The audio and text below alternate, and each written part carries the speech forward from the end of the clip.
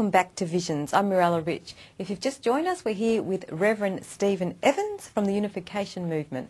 Welcome back to the program. Thanks. Can you tell us a little bit about the history of the Unification Movement? Well, it started, of course, with Reverend Moon. He was born in what is now North Korea in 1920.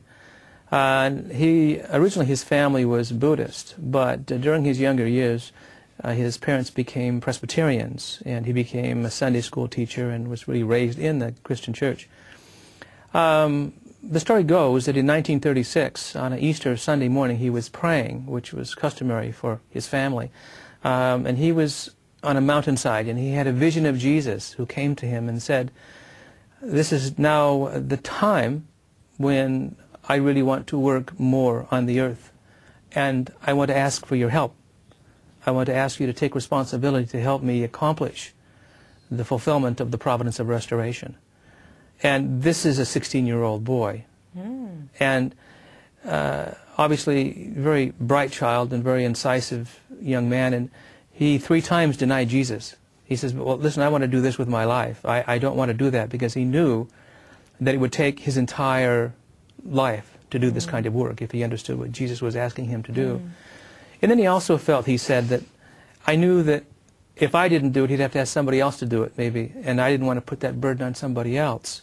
So that kind of played in his decision to accept that mission. So he did accept that.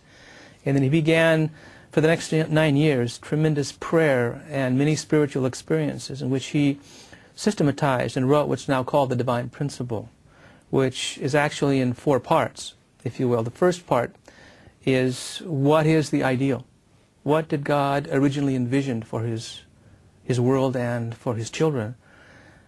The second part is paradise lost. What happened to the ideal? If in fact it is so beautiful and so precious that a parent is creating an environment and then creating his children to reflect his nature, why do we not see that in the world today? So much suffering and pain and sorrow. So the fall of man. What is the fall of man? What was the motivation, the process, and the result of the fall of humanity? The third part is called a providence of restoration, the principles of restoration. What are the principles by which God is restoring humanity based upon the fall of the original human ancestors, Adam and Eve and the children? And through the providential central figures. How did he work through Noah and Abraham, Joseph, Moses, and Jesus in preparation for the end, which is the fruit of the providence, the Messiah is coming. And the last part is knowing this, what is my responsibility? So we can see that, in fact, if God is our common parent, and if we understand through our own life what is parental heart, a parent doesn't want to hide anything from a child, but to pour everything out for the children to understand the heart and the motivation of the parent so that the child can grow to resemble the parent. We believe, as Christians, that Jesus taught us that you are to save people in love and raise them in truth.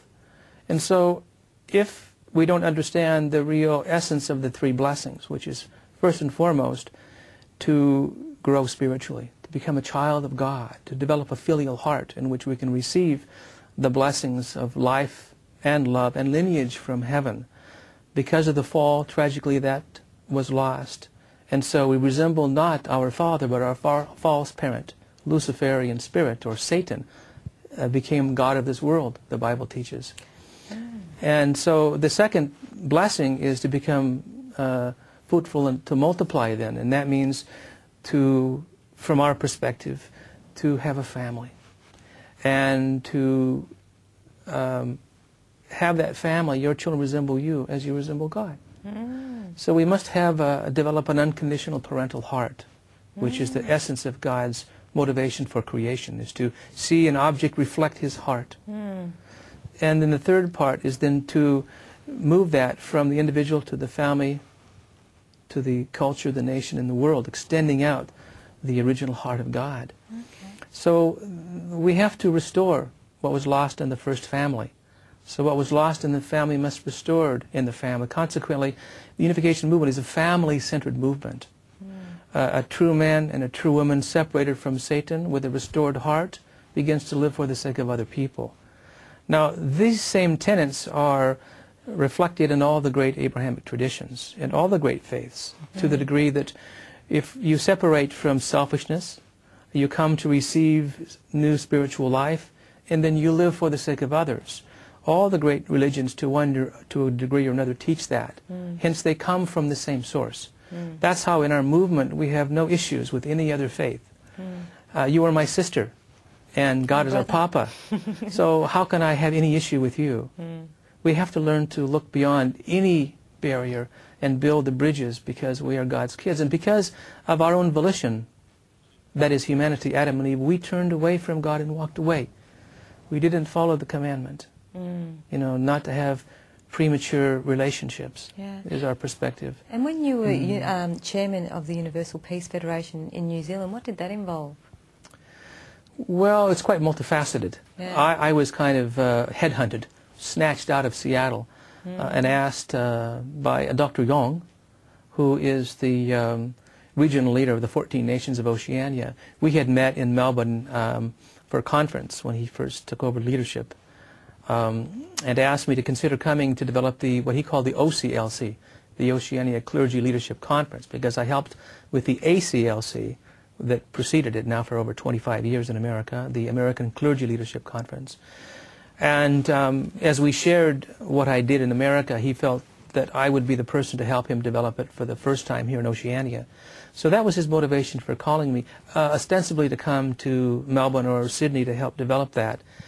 But then he realized that he needed a leader to develop New Zealand along these lines. And so he asked Susie and I, my wife, who is an Australian. She's a Jewish Australian. I call her my little Kanga Jew. And she's a very precious gal. And she had come down for 8 weeks, not long after that, to work with the establishment of the Peace Council in Oceania and Apia, Samoa.